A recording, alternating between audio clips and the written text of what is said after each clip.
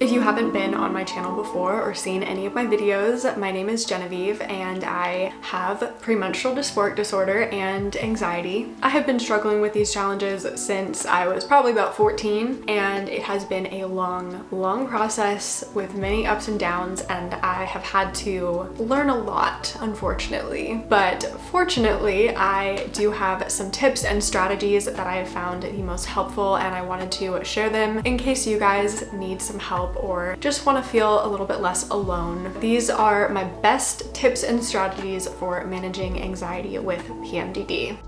I kind of structured this list starting with like a foundation and then kind of going up to the more mindset concept type advice. So starting with the most basic one, and of course they're not all going to be this basic, I promise. Sleep. They recently did a study about how much sleep people with menstrual cycles actually need. Instead of being the regular suggested 8 hours, it is closer to anywhere between 9 to 12, particularly in your luteal and menstrual phases. So just remember when you're up late at night scrolling on your phone, which I'm totally guilty of sometimes, that if your sleep is suffering, then your days are also going to be suffering. Another thing that is so important is having breakfast within 1 hour of waking up. Specifically, if you are someone that drinks caffeine in the morning, I love a good matcha, I love a good coffee. Sometimes if I'm working out, I have an energy drink. So that is super important, just making sure that you have something in your system beforehand. Otherwise, the caffeine can totally make your anxiety worse. But even if you're not gonna have caffeine, still make sure to eat right when you wake up, because this is going to help you avoid the inevitable cortisol spike that happens when you don't eat. Even though sometimes my appetite is lower when I'm not feeling well, I always make sure that I eat at least something, whether it's some toast or some oatmeal or some fruit, just so that I am avoiding that cortisol level going up. Next is by far the most important tip, I think, in this video, the most important strategy, the one that has significantly helped me and my life immensely. That is daily movement, specifically working out. I feel like one of the most common strategies that gets recommended when you are searching for advice on anxiety is meditation.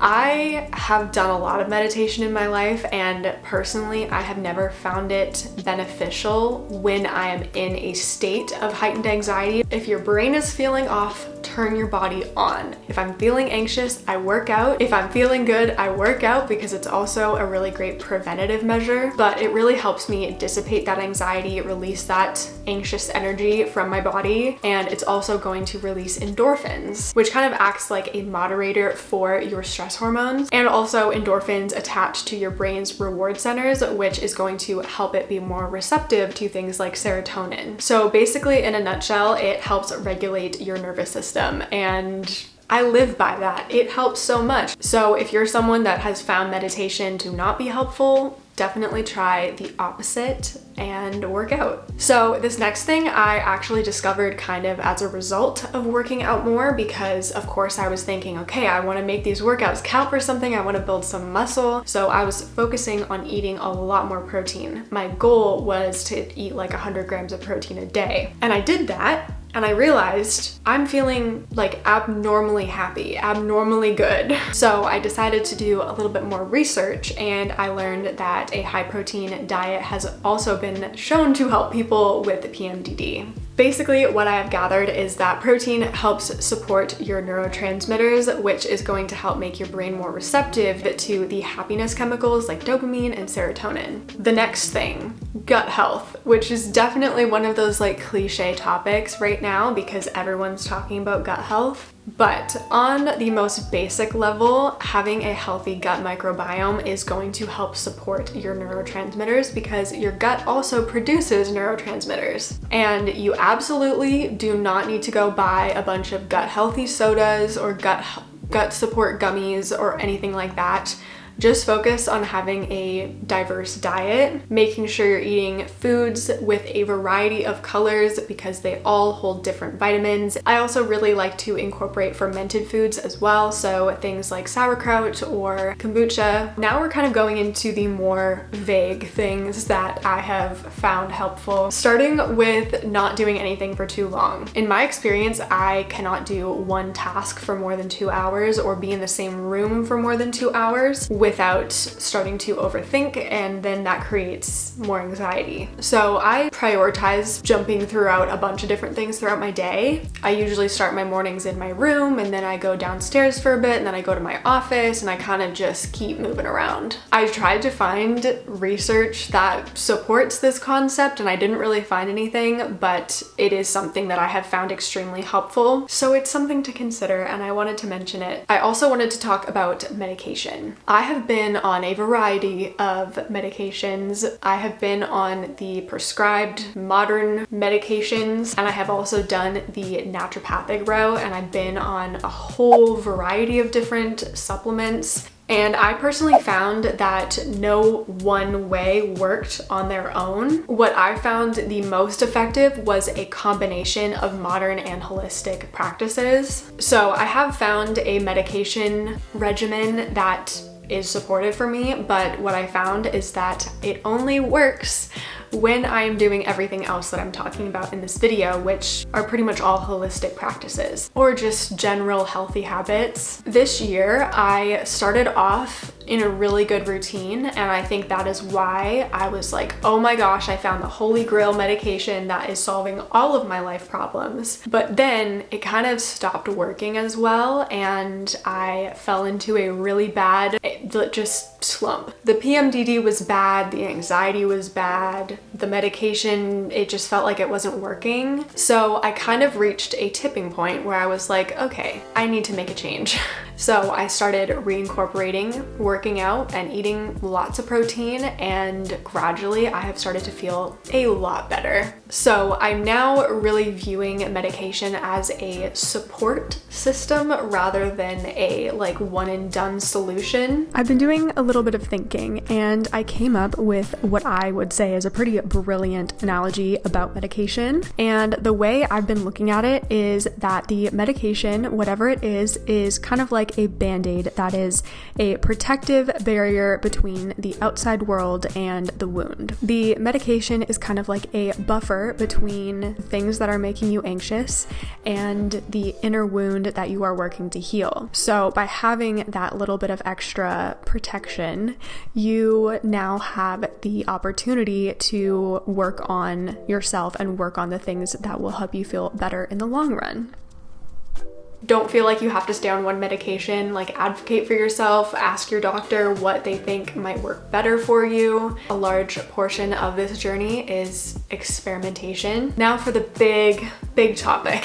I feel like throughout the past few years that I've really been on this journey and really trying to find solutions, a huge part of that process has just been accepting that change takes a lot of work sometimes, and you really have to decide that you want it, and you have to commit to it and put the effort in consistently. I feel like now it can kind of sometimes be glamorized staying in that low state and just kind of succumbing to your mental challenges, whether it's depression, anxiety. And while I think it's important to acknowledge how hard those challenges are, I think it's important to remember that you deserve to not feel like that all the time. You deserve to find something that helps you and that helps you live your life to the fullest. When something has been a part of your reality for long enough, it can become easier to believe that it can't be any different. So you also really have to remind yourself that it is possible to change your reality. It is possible to feel better,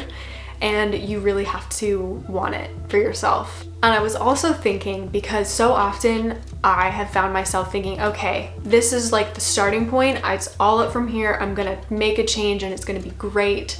And I kind of convinced myself that I'm starting from square one because I went through a bad patch, but that's really not the case, because healing is not linear. It is not just a upwards trajectory. It is all over the place. There's so many ups and downs, and you're not at square one. You've already come so far. When I started experiencing anxiety and experiencing premenstrual dysphoric disorder, I didn't even know what it was. That alone is a huge step. Be kind to yourself and just remember that you're already on the journey. You're already doing it, and you've already come a really long way. So in this process of reincorporating my healthy habits and getting my lifestyle back to where I want it to be, I have learned that resting, of course, is so important. You have to be kind to yourself and give your body and your mind what it needs, but it's also beneficial to not let your mood dictate your actions all the time. Motivation and drive is going to come in waves. There are going to be times where you do not feel like working out, or you do not feel like eating or going outside or socializing or whatever it may be, but you have to just stick to the plan and remember that those are the things that help you keep living. Those are the things that help you the most. So definitely try to catch yourself when you can. And also, I totally modify my routine when I'm not feeling well. I will definitely incorporate more comfort foods as well as the nutritious foods. I will do a stretch or go on a walk instead of doing a workout. Instead of going out and making plans with someone, I will just text someone and just talk or send voice notes. Those are all things that I find a lot more doable. I also wanted to talk about a recent strategy that I have had for when I am like in the midst of a panic attack. And that is asking myself, how would I care for my younger self or a child? Would I give her a snack? Would I put on a show? Would I incorporate some creative time, like get out some paper and some markers and draw? Would I go outside? I think there's something about that mindset that helps simplify things, and I also feel like sometimes it's easier to imagine what you would do to help someone else than it is to think about what to do to help yourself. That is the bulk of this video. I also do want to mention, because this is kind of where all of this research started for me, I went through a really traumatic breakup, and I was at the bookstore and I picked up this book called The Anatomy of Anxiety by Ellen Vora. This is like absolutely unsponsored, by the way. I'm not bringing this up for anything other than just I found it helpful. This book was the first time I was able to look at anxiety from a more scientific perspective, and a lot of the tips that I mentioned in this video are things that I first started thinking about more from reading this book. I also did want to share one of my favorite pages. Anxiety is what it means to be human, to know the inherent vulnerability of walking this earth, that we can lose people we love, and that we too will die one day. This anxiety also, in some ways, keeps us safe. We're all here after all because our ancestors were vigilant enough to survive. This anxiety can fuel us to protect ourselves and keep our lives in motion. But it also often arrives with a message, with intuition and wisdom from deep within about what we need to do to bring our lives into more alignment. It is essentially a guide for how to make our lives as full as they can be. I just thought that was such a beautiful perspective, and ever since I read that 2 years ago, it's just stuck with me, and it has helped me a lot just thinking about the fact that anxiety is not all bad. It is something that allows me to feel things so much more deeply than I would otherwise. And sometimes that can be a really good thing too. That is the video. I really hope that you took something away from this. Even if it's just feeling less alone, I really hope that this helps in some way.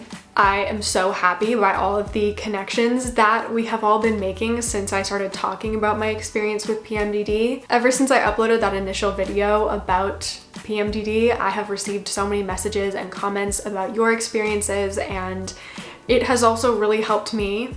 But I am so happy that this content that I'm sharing has been able to have an impact in that way, because I know how hard it is, and I know how comforting videos like this can be sometimes. If you have any other strategies or helpful tips that you want to share that I didn't mention in this video, just definitely comment it down below. And also give this video a like if you did enjoy it, and subscribe to my channel so you don't miss any more content from me. Here's my Instagram as well if you'd like to see more content from me, and until next time, I will talk to you in my next video. Bye!